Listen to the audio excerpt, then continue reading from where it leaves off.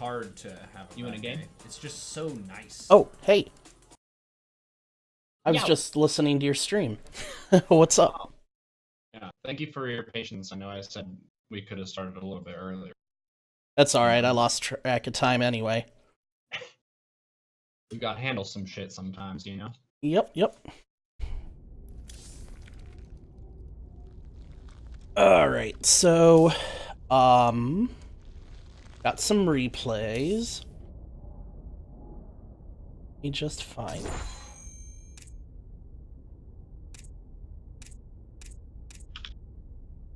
Oh, I see.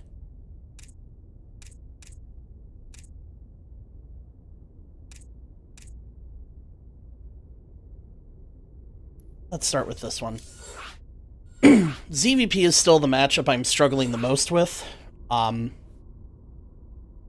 It's a little better than it was, but I'm still feeling kind of lost in the matchup. I don't remember much about this game in particular. So what I'm kind of trying to think about is how to convey how I think about ZVP, because it's been the strongest matchup for me for a few months now by 12%. So it's a very winnable matchup, and I think the method of thinking about it is the strong edges that you can leverage directly against the opponent. Because if you're not leaning into them, you think about the wrestling capacity of you lean into your opponent and they can feel your weight. If you're not doing that, then there are a bunch of unknowns. Agitate him and ascertain the pattern of his movement. So if you're actively leaning into the opponent, they're showing you what they have, otherwise they're losing there. Right. So understanding those windows and how to go kind of ham. And there was another thing that I was kind of thinking about from a session that Pig was giving to Risky, who's a EU GM. He was talking about how a lot of times we think about matchups in terms of what Dark is doing, but players like Dark and Sue create such a tight kind of rope that they walk on, where if one thing gets fucked up, you're dead. And for the rest of us, we're not as good as Dark and Sue. So making things just a little bit easier on us at certain points is something that I think is totally fine to do. There are some purists who will say you should only do the most optimal thing. Whereas from a realistic human standpoint, we don't have the amount of time to dedicate to the game as Dark and Innovation, so we should kind of play the game on our terms rather than on their terms. Right, that makes sense. And that's kind of how I'm feeling in terms of the matchup, like that I'm just kind of walking on a knife's edge, and if I screw up, I'm just dead. Yeah. So the first thing that I want to cover with you, and I'm actually doing this for myself in my play, that's thinking about your first overlords you're making with the very clear objective of what they're supposed to do. So I'm gonna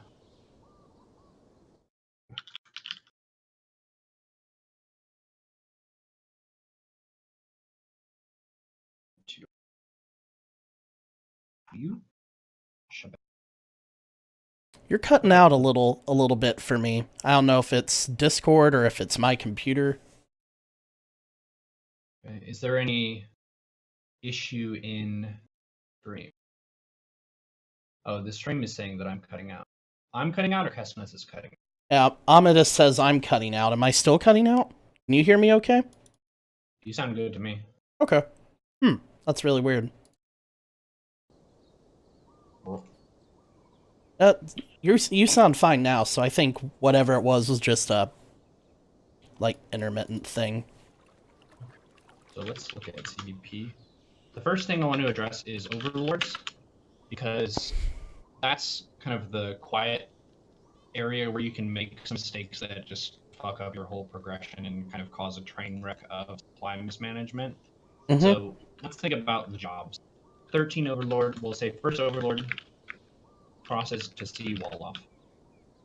With a change to chrono, they can't get a stalker out before you can fly to this pedestal. So this is your safe spot for the first overlord. You can look for a similar spot on all of them. There's usually one outside the natural experience. And the thing that you're looking at with the first one is, are they going Nexus first or Gate Cyber Nexus, or is there nothing? Those are the main things you're looking with that first overlord. Second overlord is the proxy one. We've talked about this before, Mhm. where you cross and then you go here. I think I would recommend, I don't know if you're doing it this game, I would recommend opening Evo Chamber Ling Drop every single game. Your micro is pretty good, and finding ways to dictate the pace of the game a lot more, I think will help you a whole bunch in knowing what's happening in CVP, and also give you opportunities to set the opponent off balance instead of just being kind of at the mercy of when are they going to attack me next. Okay. I've been going for a lane drop in ZP almost every game, and I do it with the 3-hatch build. I don't do the 2-base lane drop kind of thing. It's the same build you're doing. You just drop the Evo at 50% ling speed, and then you go up to 10 lings. And then 10 lings is going to be enough where you have 2 that you can just bump the wall. So you bump the wall with 2 lings, and then the second overlord arrives here. You Mhm. load them up and then drop the main. And when you drop the main, you're going to know exactly what's happening because they want to protect their probe. If they're making adepts, you'll see adepts. If they're going Dark Shrine, you'll see the Dark Shrine. Here, you see a Twilight. So the 8-lane drop is the way to get a read in a way that's aggressive. It's not a passive scout. And there isn't really Sorry. any build that hard counters this. If they go for Phoenix first, oftentimes you won't be able to get the lings into the main, but you can just drop them back onto the ground and then try and delay their third. So that's the one scenario where you're loading up the lings and there's already a Phoenix shooting overboard. Well, that's scouting Soccer? information in itself, then. That's correct. If you drop it and there's a stalker, you can still unload and kill the stalker and go in. That doesn't really the Okay. ling drop. So you're doing this instead of going for early overlord speed? Yes. Because it accomplishes the same thing, but it's in an active way that can actually accomplish something for you. The overlord speed, it doesn't increase your strength. So we're talking about like the wrestling capacity of your weight leaning into them. If Mhm. you get the Evo chamber, you unlock your melee off, which increases your fighting power against them. And if you're going 3 hatches, you have a bunch of larvae, which means you can make a bunch of lings. So the Evo chamber, I'm feeling like, is almost universally the stronger choice than Overlord speed, especially for players like us who are not Dark or Right. Sue. Because if shit hits the fan and you see, oh my god, I'm lane dropping and they're going for the Zealot all in, you have melee going. So you can mass a bunch of lings, and the lings are going to be a lot stronger fighting that Zealot all in than if you took Overlord speed. Overlord speed would be 100, 100. That doesn't help you actually fight that attack at all. Whereas the Evo Chamber and the 8 lings does. Okay. That makes sense.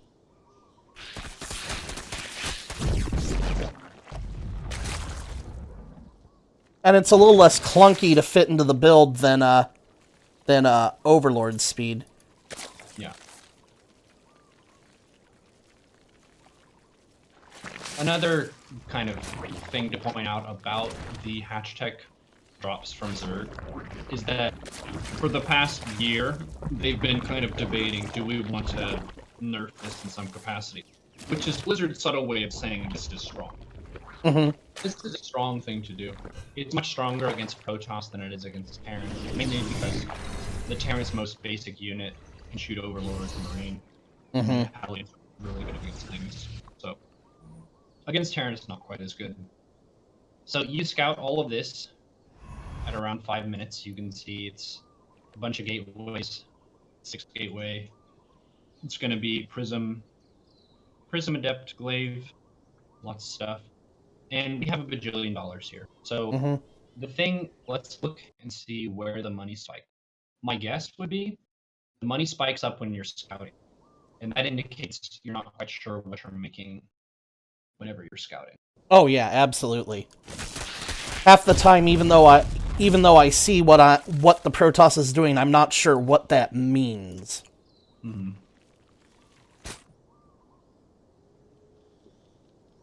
Okay, so before we get to that point, I want to actually preempt the problem that you're going to have with the ling drop. Anytime you focus on harassment, it demands some of your attention.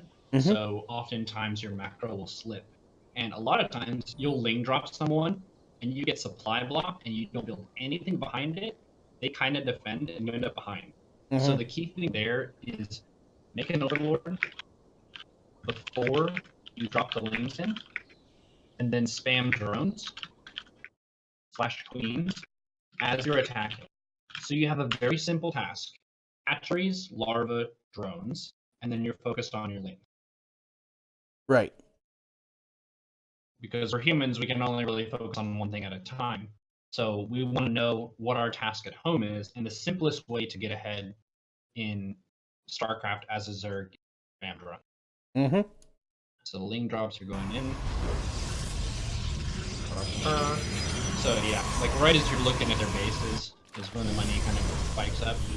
You can take the third base here, this third location, super fast, especially if you take the gold, because you have more minerals coming in, and you also want to get creep connection between the second base location and this gold base location pretty soon.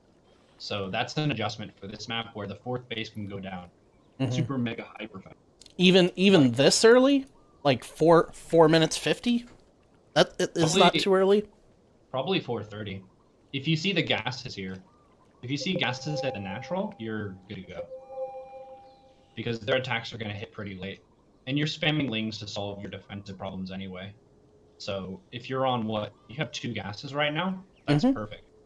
And you need a shit whack of larva to be able to leverage your gold base. Your drone count is awesome right now. You have 52 and you have 6 queens. Good. That's really good.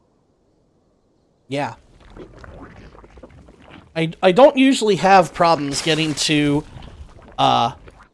my target economy.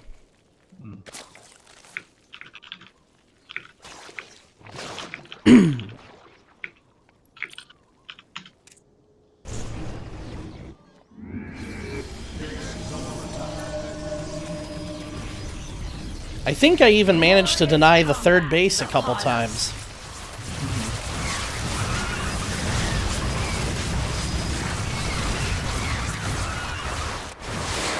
So the inject up time could be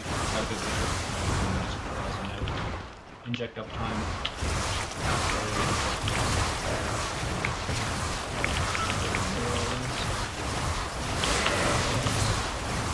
And the macro hatch can go down pretty fast.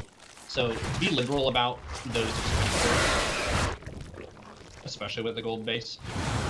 It's not really something that ends up killing you. The only time when, say, taking this fourth hatchery would potentially kill you is if they were going for the 30 probes that all in, where they get charge and pull off gas and they all in you. If you took it then, that would probably kill you, but aside from that, you're safe to that base. And that would have hit way before now at this point anyway.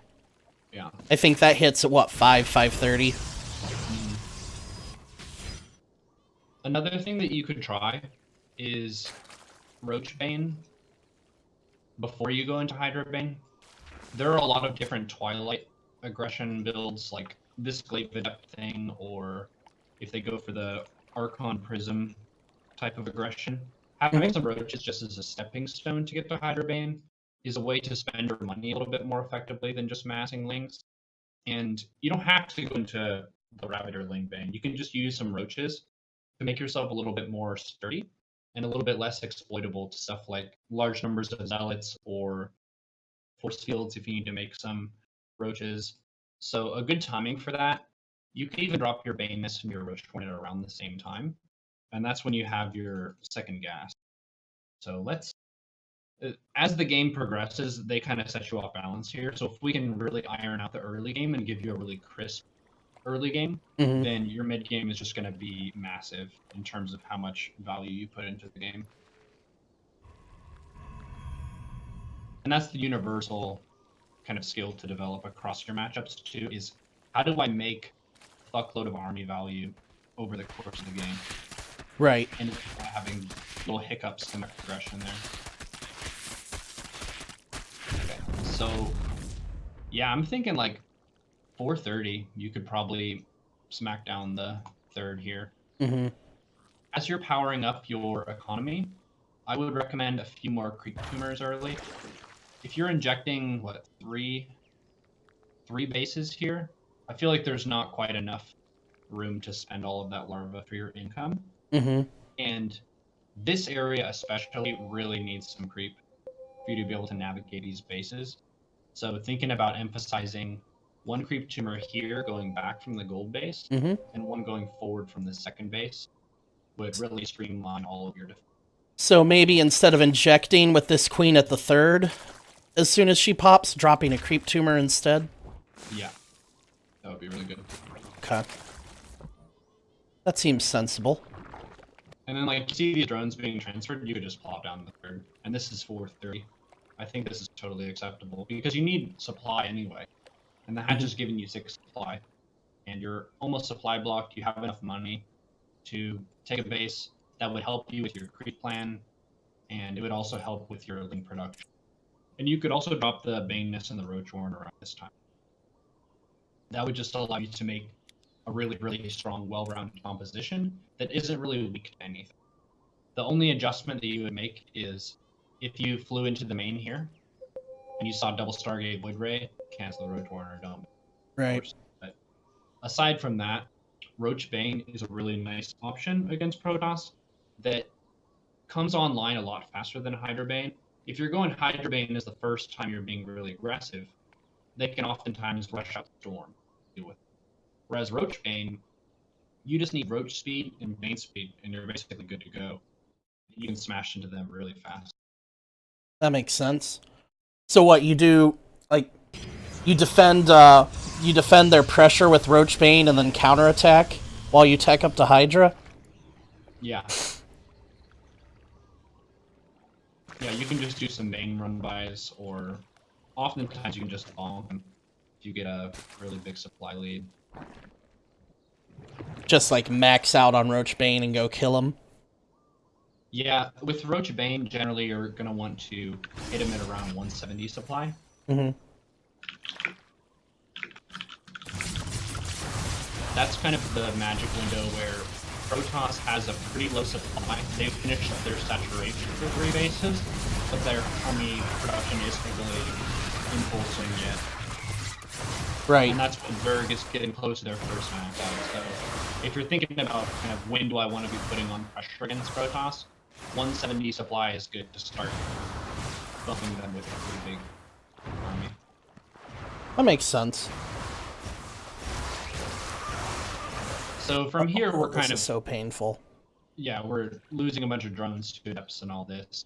But look at the bank here, and imagine having a Roach Horn and just how much more quickly you could spend that pre-layer.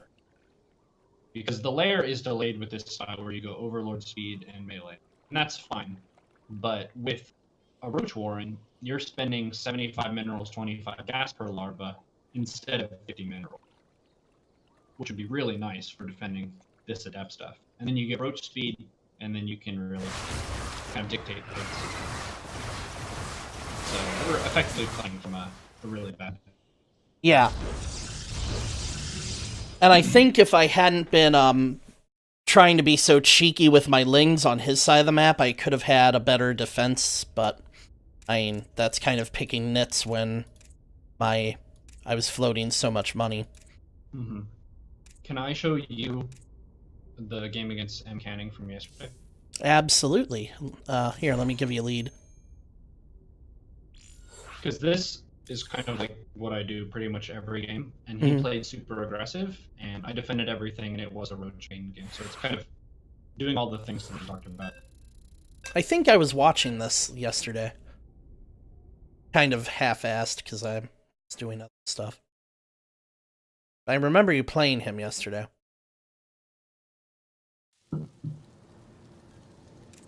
So, ZDP, we're looking at how to create some clear, assertive edges where you can be hitting them with some pretty strong Zerg value. Ling drop is pretty much always good. So the first Overlord's going across just to the wall situation. Second Overlord's going to check for proxy, and then it's going to fly over to the left to prep for the Ling drop. Gets third base is up. Ling speeds going, 2 off casts. Queen. First queen pops. These 4 lings here patrolling. The last game, they didn't send their first adept really fast, but this is the first interaction where you can get completely destroyed by a really good Protoss player. So I lost a Hurricane in a clan war as a Korean pro. Mm-hmm. First adept, just killed like 3 of my drones, and I was playing the rest of the game basically dead. So 3 minutes 10, Queen and Lings defending the first adept. It's like the first big important thing, kind of like defending the Right. Yeah, 3 drones at this point in the game is a pretty devastating loss. Yeah. So Evo Chambers go, now I'm up to 10 Lings, and I'm going. And behind that, I'm making an Overlord. No. Yeah, 2 Overlords and drones, and 2 Queen. Queens, drones, Overlords. I use the steal command to steal the 8 Lings into the Overlord, and then these other 2 are just my main army now. Right. Poking the wall is nice, just to kind of give them an alert.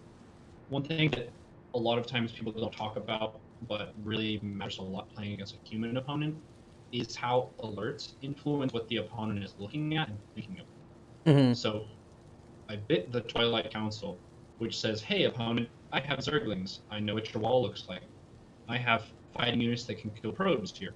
I can kill a probe if you send it to take a 3rd base.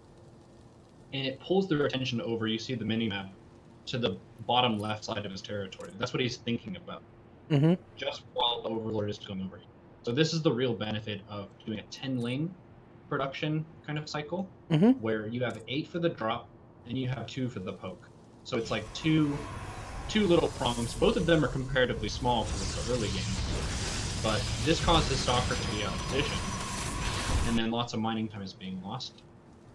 And I'm making 10 more lings. I don't remember why, but I have a pretty good worker count, so it's not too bad to make some more units. Generally, it's better to make the wrong unit than to pause or get supply blocked or pick up and not make anything. Right, Or that lings makes sense. is edge, where I can punish a 3rd, or I can defend a depths, I can defend with my prism. I have options with lings. I have options with drones. You're also kind of delaying his Warp Prism harass by doing this. Yeah. So, melee, the Roach Warren was taken before the Bane Nest. Roach Warren is just a nice expenditure against Twilight in general. If they go for Charge Zealots, Roaches are pretty good. If they go for Glaive Adepts, Roaches are pretty good. If they go for Charge Slot Archon, Roaches are pretty much necessary. It's not the best unit over the course of the game in ZVP, but it is a very good stepping stone unit if you're against Archon aggression. That makes sense. And then another little step to make things easy on yourself is creating some kind of spine braces for your territory. So we have the main base in the bottom left and the 3rd on the top right. And I put a spine on each side. Because a lot of times they'll try to do the same thing that we just did, which was Lings poke and Lings drop, where you're hitting them on 2 sides. Protoss is doing the same thing sometimes, where they have a prism on one side, a prism on the other side, or maybe an oracle on one side and a depths on the other side. Just making things a little easier. Dropping this and dropping this spine. It did look like he did make 2 prisms, didn't he? Yeah. So. Yeah.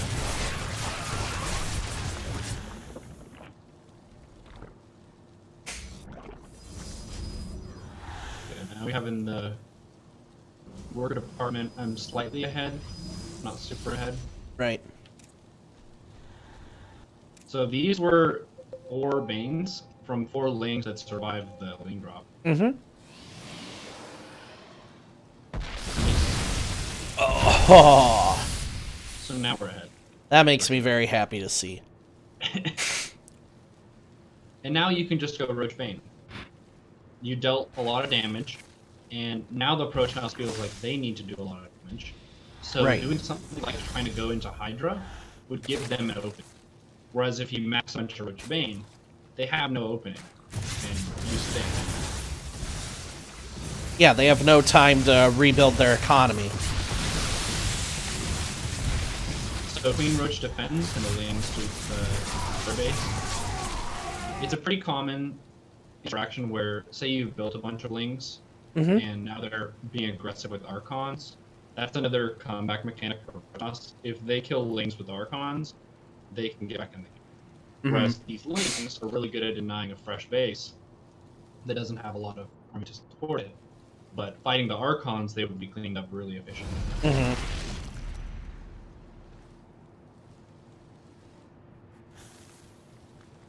So I have like 54 workers here. It's not a super good economy, but I know that theirs is worse, so it's forgivable to make units before your saturation goal.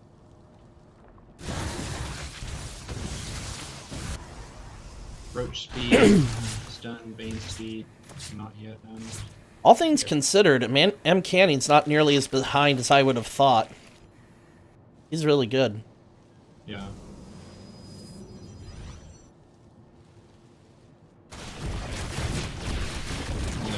And stuff. Basically done.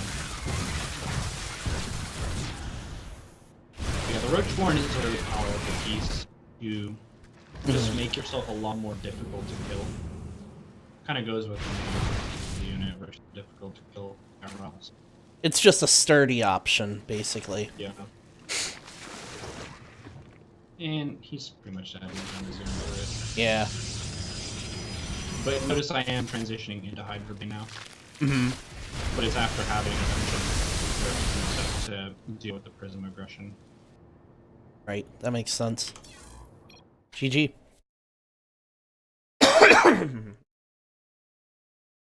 Excuse me. Here. I will label this one and attach it as well. Excellent.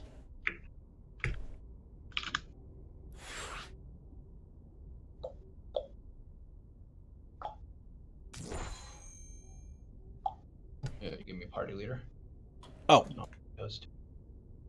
My bad. Oh, okay, there we go.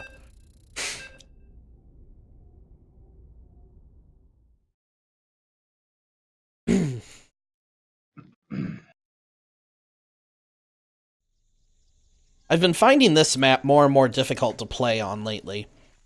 Yeah, this is an IQ test map. Because the rush is short, so a lot of times they send the probe early. Right. And you can take the base at another location, but it's never quite the same. It's just awkward injecting and transferring workers and fixing Right. things. Yeah, I think you have to go 15 hatch on this map to be sure. Yeah. So I've been told. That's fine.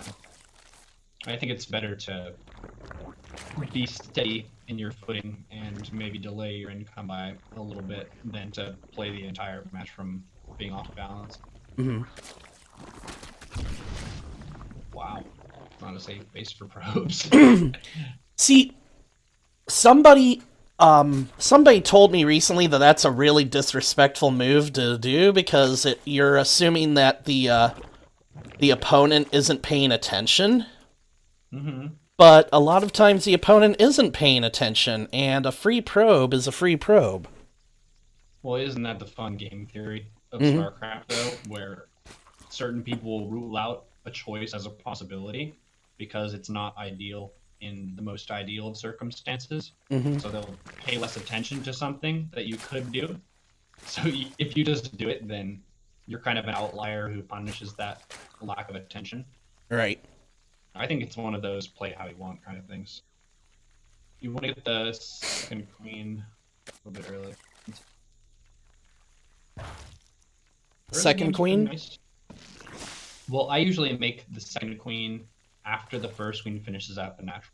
So you make your first two queens from the natural. Oh, yeah, that I must have screwed up there. Not huge. So, some Stalker shit? This opponent always makes two stalkers to snipe overlords with. It's just kind of their shtick. Yeah, this is a good time to just make 10lings. Mhm. So if we went for the same Evo 10ling opener as we discussed before, Mm-hmm. 10lings can beat those 2 stalkers. So they're basically stuck on 2 bases with this build. That's the downside of going stalker instead of a depth, right? Is they don't trade as well against lings. Right. So if they're going to commit to a 2-base all-in, your 10lings would see that. If they're going to send this probe, it's dead. The stalkers can't help the probe take a 3rd base. 2 adepts can. Maybe, if they micro really well, or if they're kind of between some mineral patches or something. Right. So, no. Good supply management. I think your decision to delay the spores when you saw double stalker is a good decision. It's a lot more gas that they spent than going for a zealot or a adept. Right. You gotta remove all that ability. Like the drone bolt does, some people will still do stuff like that. Right. 2 stalkers into Oracle. Hooray! Okay, so you see a bunch of depth. This is a pretty good overlord spot right here. I've been trying to put it here a little bit more often, or even on this little edge where it is high ground relative to the other area, and you do see those move outs. Okay. I've been trying to just park lings at this ramp outside the natural, but it doesn't work out as often as I would like. Yep. Okay. So the first key issue, I think we may have discussed this a while, but we tend to forget stuff we don't address regularly. Overlords at the entrance to your base. So here is very important, and here. So I mapped this out when I was on my Christmas holiday with the Pact fam. Mm-hmm. I didn't play any StarCraft, but I did reference Lambo's ZVT build, Mm-hmm. and I decided where my 19 and 31 Overlord are going to go. So my first 2 Overlords kind of do the L shape and then scout the opponent. The 3rd and 4th Overlords go to the entrances to my base. The 3rd Overlord goes outside the natural, so right here, so I can see the first adept go into my natural attack. The Overlord after that goes outside my 3rd, so I can see if they're going to attack me from that angle. And it just allows you to get your units in position on time to deal with the defense. It's super important.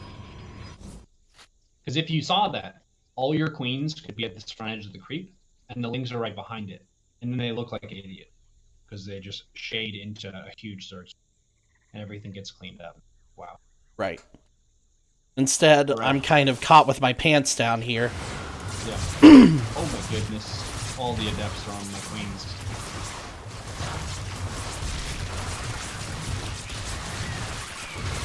But you still have the numbers to be able to deal with this. Come on, queens. Come on, girls.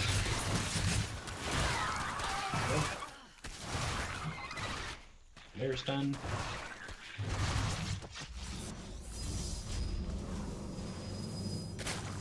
So lazy with the queens. Ugh. No. I think something like this, where you have the queen of the 3rd, just adding her to the group. Your queens are so close that you can just use your queen group to inject the 3rd. You don't really need her to stay disciplined in that position. It would be better to have her DPS against the adepts going forward. Yeah. Your Bane speed's good. Making Banes would be pretty important here. The key read that's kind of missing is that they have Manor Nexus. They don't actually have a base that is being saturated here, and there isn't even gas in the natural that's mining. So this is an all-in. I don't know why there's a double force. If you knew that, I think making a bunch of Banes would be pretty obvious. Yeah.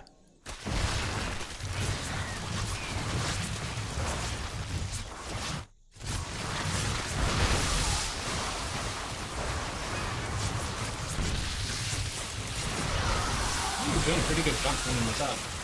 But now imagine the Roach Warden, too. Mm-hmm. That would just make things a lot more simple. If I could have sniped the Warp Prism, that would have been huge, too.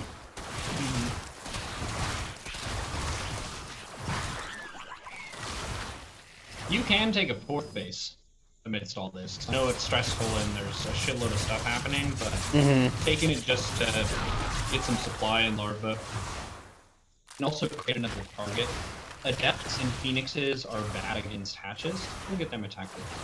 It doesn't even do anything. They're good against light units like drones and like, so taking the 4th, that just allows you to recover a lot more quickly because you have more larvae. So if you lost them, Yeah, and I'm kind of larva starved here.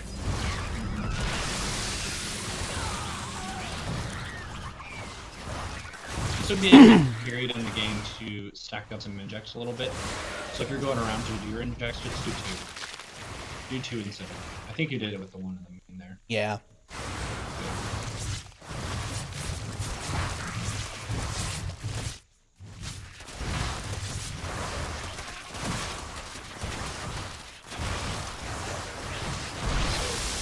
Roach Warren, but the most important thing was not really making those 10 lings to punish this opening from them, and then overlords at the entrance base. If you had those 2 things, I think a lot of what was happening would have been obvious, and you could have just massed a bunch of Bane and been in a super. Okay. That seems reasonable. Now I do have one more ZVP that's more of a like really, really hard all in compared to even the last 2 games. It's the only time I've seen a shield battery contain that was actually kind of hard to deal with, so could you pass the lead back to me? Thank you. Why can I not start this replay? David Kim, please.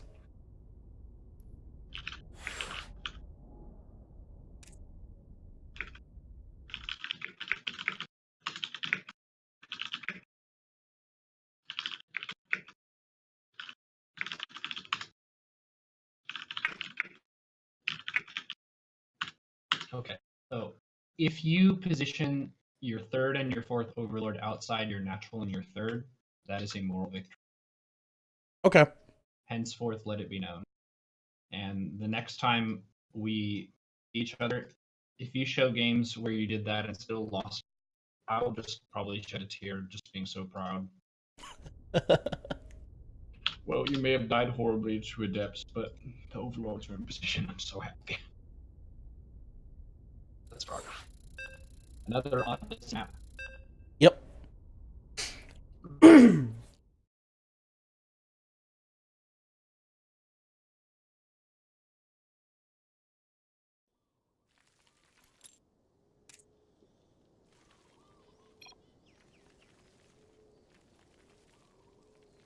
Okie doke.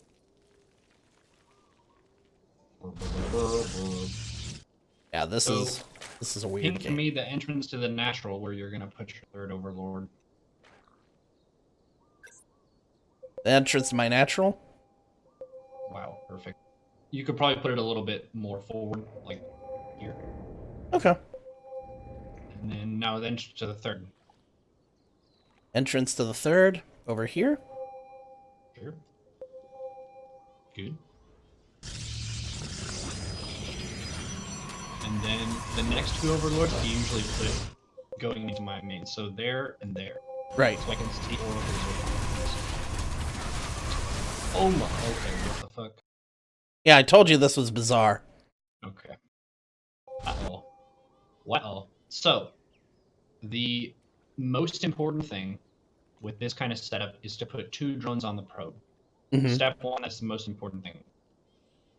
4 probes 25? or 4 drones on the pylon? No, 2 drones on the probe. It's a lot more difficult for Protoss to drop a structure if it's being attacked by 2 words. Okay. And the reason 2 is important is because whenever one of your drones does an attack, it stops moving temporarily, and that's when the other drone moves around. So Oh, 2 okay. drones on the probe is the most important initial step. So putting down this shield battery would be harder if you were attacking the probe. As opposed to here, you're attacking the pylon, they can work with that.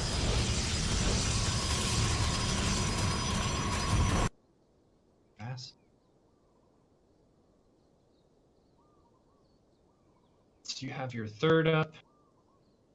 This is funny. Okay. On the probe, I'm gonna put that in the notes. Because it kind of snowballs here, where if they get all these structures down, then you're gonna have a bad time. Mm-hmm. And another thing is distributing the drones. How much HP does a shield battery have? I actually don't know, because the response might be a little bit different than cannon. So it has 200 shields, 200 health, and then 100 energy. Is there a photon cannon? No, there's not a. Can someone in the chat tell me how much HP and shields a photon cannon has?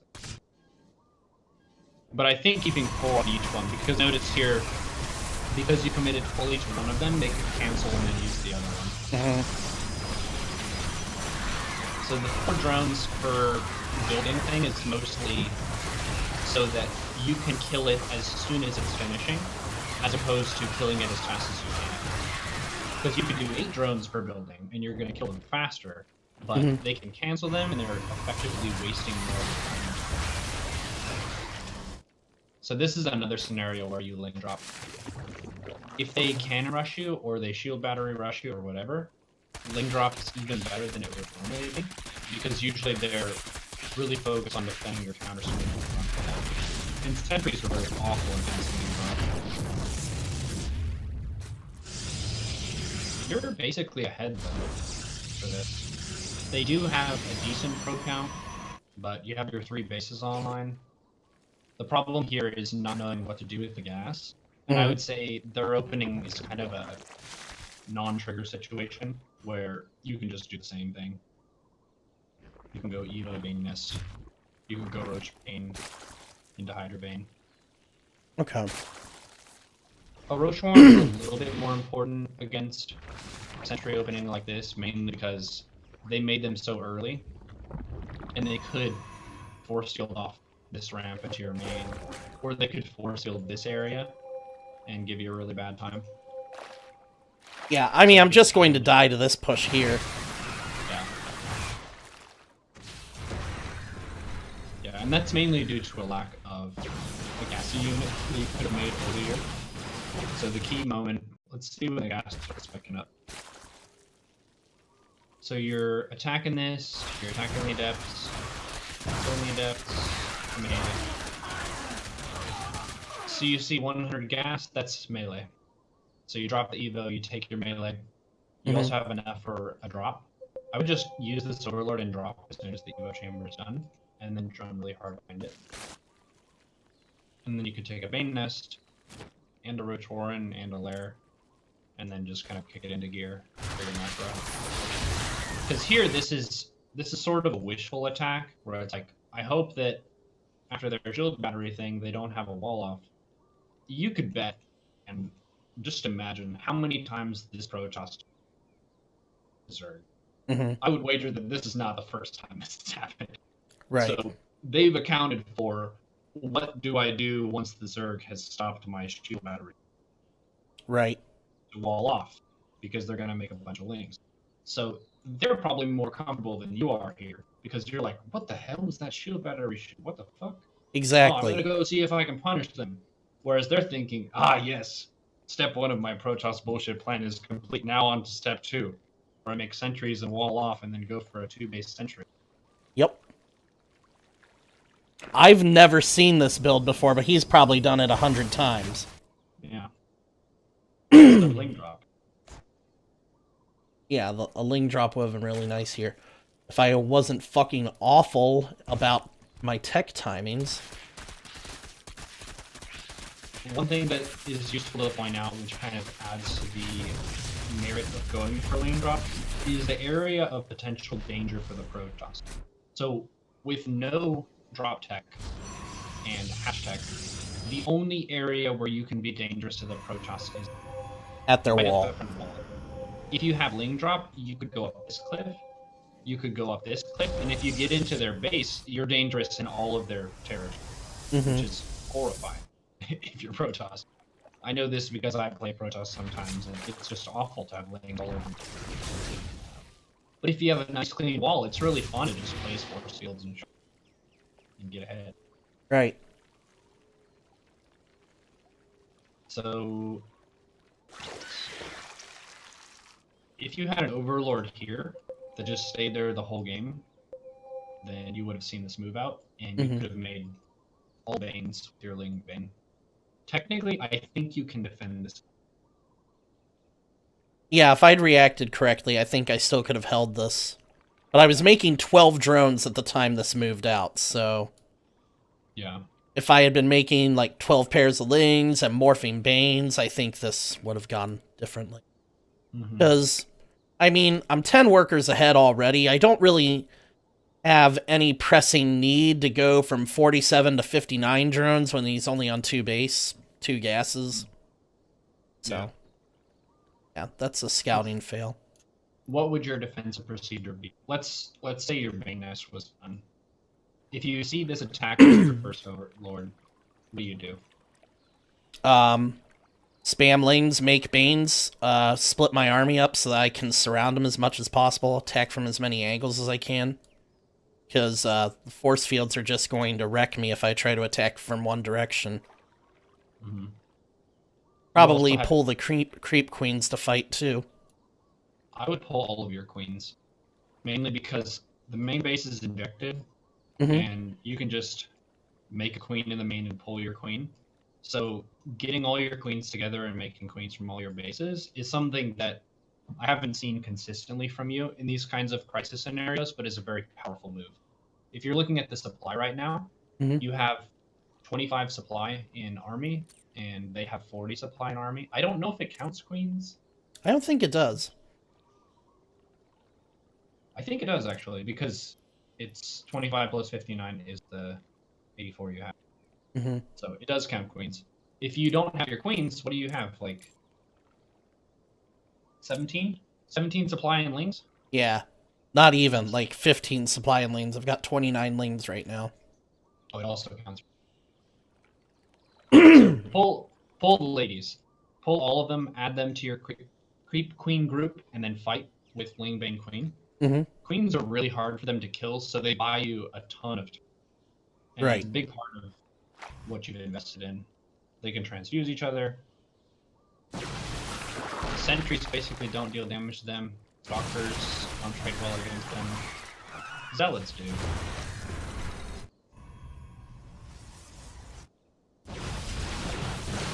Now, Yep. 150 shield, 150 health, and was it 200 for that? Yeah, 200 for the shield battery, 150 for photon cannon.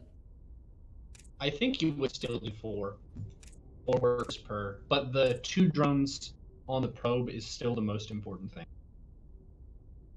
Okay.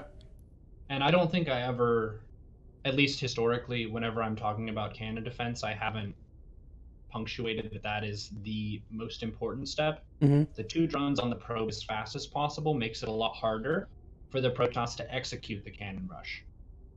Like, once they have a few buildings, then it kind of snowballs and it gets harder and harder to defend. Whereas if you have the 2 drones on that first probe initially, it's very awkward for them to find places to drop the buildings. That makes sense. Excuse me. Moving on, I've got some ZVTs to look at.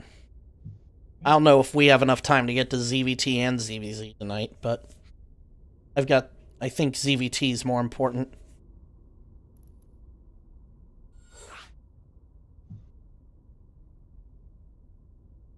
Yeah, I feel like I'm in my ZVT.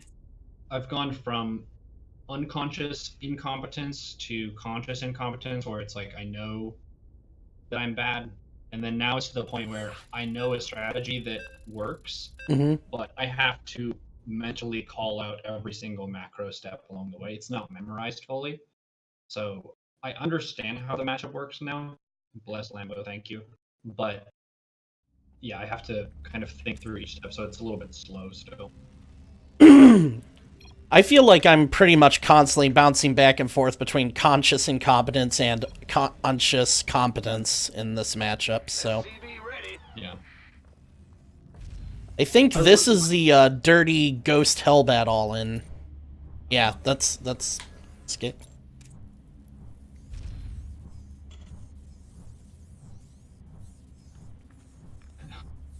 I lost this yesterday.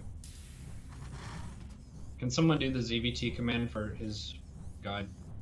I made it a command on my channel. And I typed up notes, and they're in the description of the video. So if you want a written build order for what he talks about in his 50-minute video, you can get that as well. So I scout this right away. Yep. I'm not sure if the drone pull was the wise decision. I don't think so. I think the main difference would be making something like 10 lings instead of this, because this doesn't really come online with anything until ghosts are out. And we see the Ghost Academy here. They can start a ghost before you're going to kill this tech lab. Yeah, they start a ghost here, so it didn't really accomplish that much. No. I would say now, moving back for sure, killing the tech, that's not bad. That's not bad to kill the tech lab. They can't lift the tech lab, but now they can finish the ghost and lift the barracks, so this would be the perfect member to do workers. To just pull them back and let the lings finish the job. Yeah.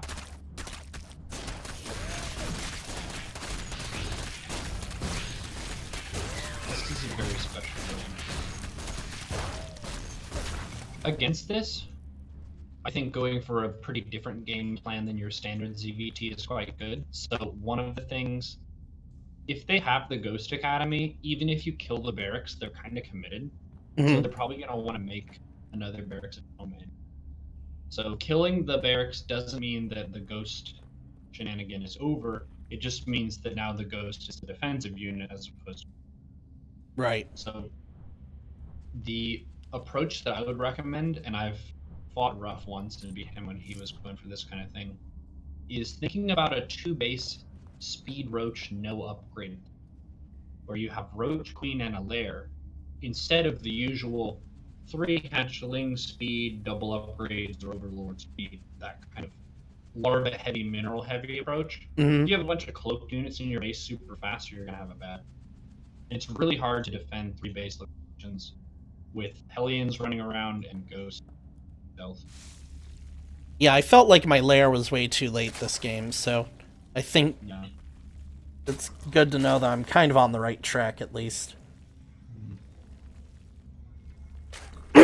Again, this is kind of like the shield battery bullshit where this guy probably does this all the time, and I've seen this maybe like 3 times in my entire career as a Zerg, so...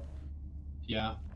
This is sort of like dealing with DTs that walk in as well, where you could defend your 2 bases with 1 spore where your 2nd spore is. So if you just uprooted and moved that spore here, and you had lings at the high ground, you're effectively defending 2 base saturation. And you can see here, there's nothing at a natural. So if you have 2 base roach, you're getting further and further in. You're not obligated to do anything with these lanes. It would be nice if you did, but defending the lead that you already have is probably the better choice. Yeah, lair instead of overlord speed here would be a really good adjustment. Yeah, I'm kind of just tunnel or autopiloting here, not tunnel vision. I don't know what the hell to do, so I'm kind of just like you said, it's better to do something than to do nothing, so I'm just kind of trying to do something.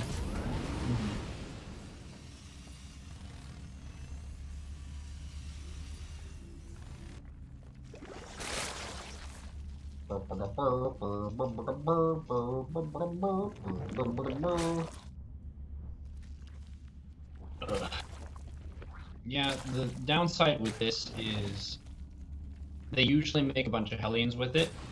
The thing about Hellion Ghost is they don't have gas, which means that roaches are an unusually good unit. Another thing is that they usually don't have Marine, because they're making ghosts from their barrack and Hellions from your factory. So CVT is a matchup where just massing a bunch of roaches is, in the vast majority of cases, a bad choice. And that's because most of the meta options for Terran are really good at dealing with roaches. Whereas this is a, like, what the fuck kind of approach to Karen versus Zerg. So, going for just your sturdy Roach as, like, your core unit is the strongest possible choice. And I think, to talk about the mindset of this, it's really annoying. The first time, like, I was pretty salty after losing to this. And it's kind of like, all right, this kind of thing, if you look at it from this replay perspective, it's like, this is very simple to deal with. I can see all the limitations of it. But when it's happening, you're just surprised and alarmed for the entire 10 minutes of the game. So be okay with that. It's annoying to deal with, but if you do your homework, the next time this shows up, you'll have a much more clear kind of set plan. So we're just imagining the huge roach army here, speed roaches. What do they have against speed roaches? Not a damn thing. Nothing. Cool. So, for a quick little list, to-do list versus Ghost Hellbat. 2 base, let's say, lair after wing speed, roach speed, overseer plus roaches plus queens, and I think you're going for like 40-ish workers for speed roach production. They really have fuck all to deal with that. If they go for say 2-1-1 double medivac marine, this progression is horrible. Going for unupgraded speed roaches, they can just kill it super easily. But Ghost Hellbat, they're dead in the water, just kind of by virtue of what they've gone for. And then we have one spore at the natural with lane queen and other thing. So we're delaying third and overlord speed in favor of more tech. Here's your ZB Ghost Hellbat honor procedure. All right, ready to jump into the next one?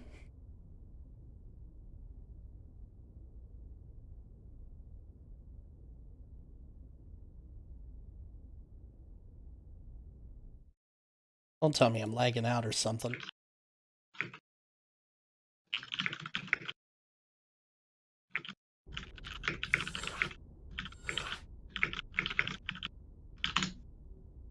Oh, good. I can hear you again.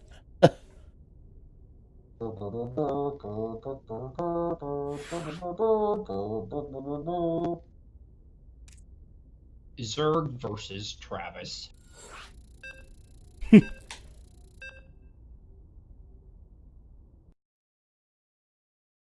What league is the student? Diamond 1 to Master 3.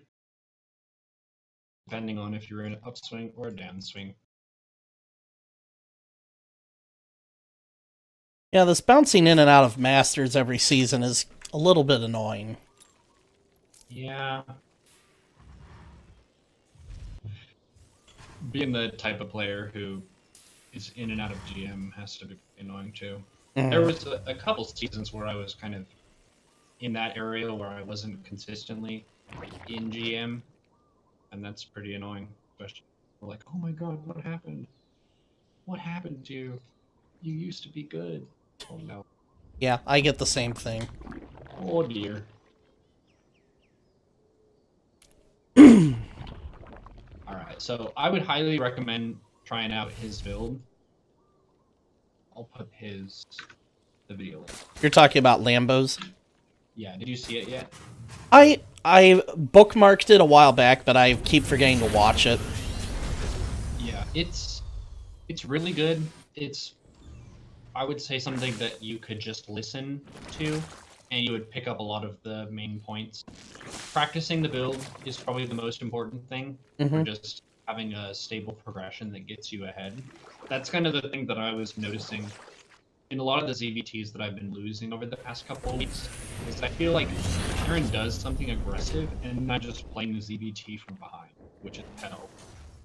And doesn't really matter whether they're going bio or mech or this or that. It's just you're behind in workers, you don't have the tech you want, and you went for the wrong stuff, and it's awful.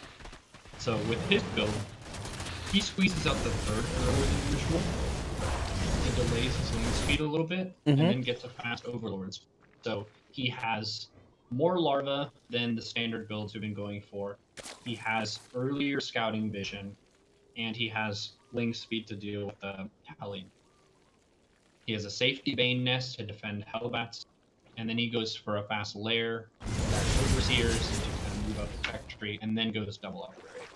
So it's a little bit of a different approach than against 2-on-1, where we usually go for fast up lead melee upgrades. And it's more focused on having the defensive options you need to defend a lead moving in. Your drone count's awesome. Just Yep. One thing I've kind of been experimenting with in ZVZ or ZVT, and you see I'm doing it here, is sneaking out a group of like 12 lanes to go poke into his natural while he's harassing with the Hellions. When it works, it really works. But when it doesn't work, it really doesn't work. But I think in this game it paid off for me. The Bane nest timing is 3 minutes 40. So this is late. Yeah, to kind of get the timings in there. If you take it at 3:40, it'll be just in time to make some lings whenever the Hellbat Marine Medivac attack arrives. Then you'll go for lair. Going for ranged upgrades is fine, he was saying, because you can go for a massive Hydras to defend your 3 base and 4th base, and then go into melee later if you find that it's back. Right. I mean, I'm basically committing to Roach Hydra here, I think. I think my thought process was, this looks very mech-ish. I've been having a lot more success with Roach Hydra Viper than Ling Hydra, Swarm Host, or whatever. So I'm just going to drop the Roach Warren and prepare to go into a Roach Hydra game.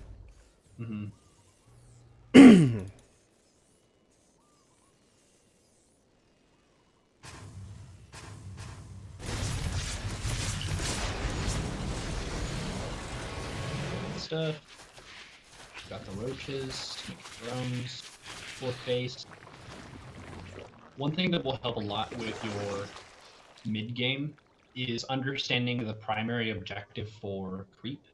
So on this map, getting creep on the other side of this grass. The grass is a really big pain in the ass because you need vision on the other side to advance your creep tumors, whether they're a unit or an overlord. So I really like on this map, once you have this bit of creep here, giving you vision in front of your natural, putting a couple overlords here, and then dropping creep and then sending your queens. If you can get that really advanced accelerated in front of the 4th, it's much easier to defend the big attack. Because they pretty much always march in the production here, over to this high ground, and then down over here. And then if they get sieged up outside your 4th, it's a big problem. But if you have a ton of creep kind of by this pool here, then your defense is going to look really strong.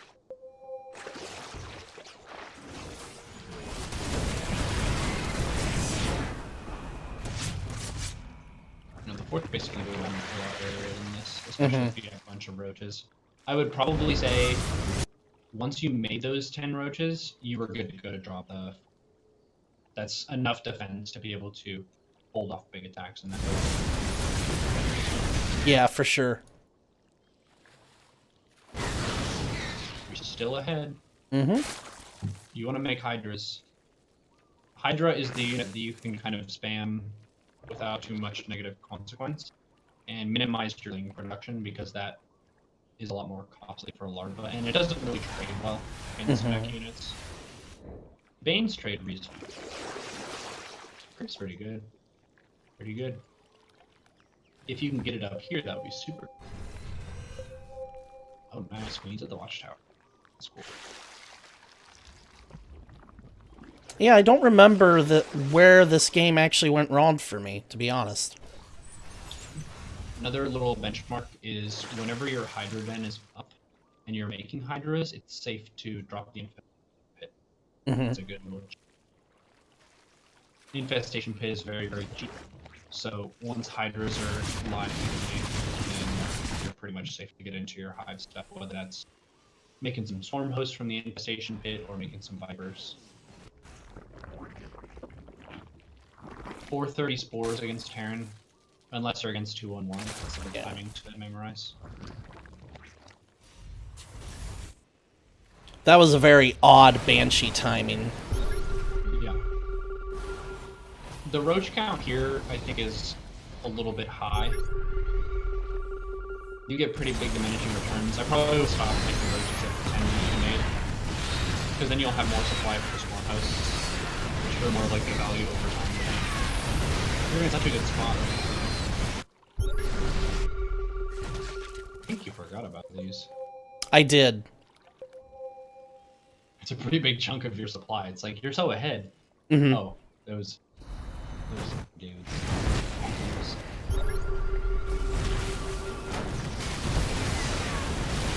Yeah, so thinking about Hydra, I've said this about Zerg versus Protoss and Heart of the Swarm.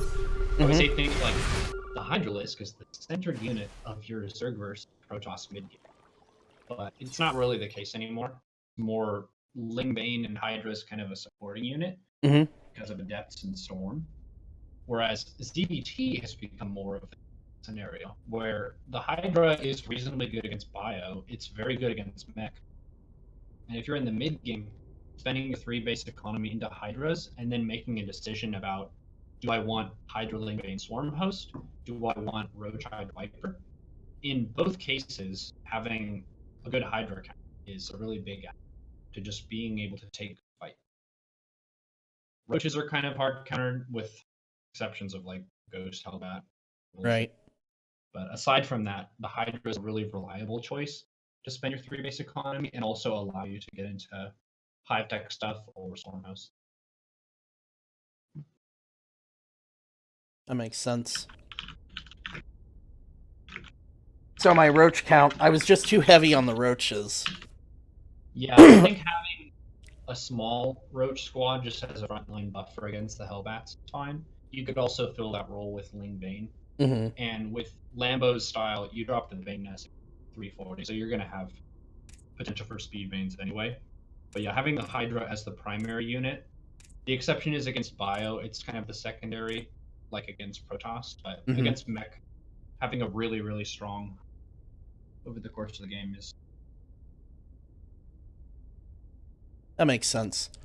Do we have time to go over a couple of ZVZs? I've kind of lost track of when we started. Yeah, I think we started...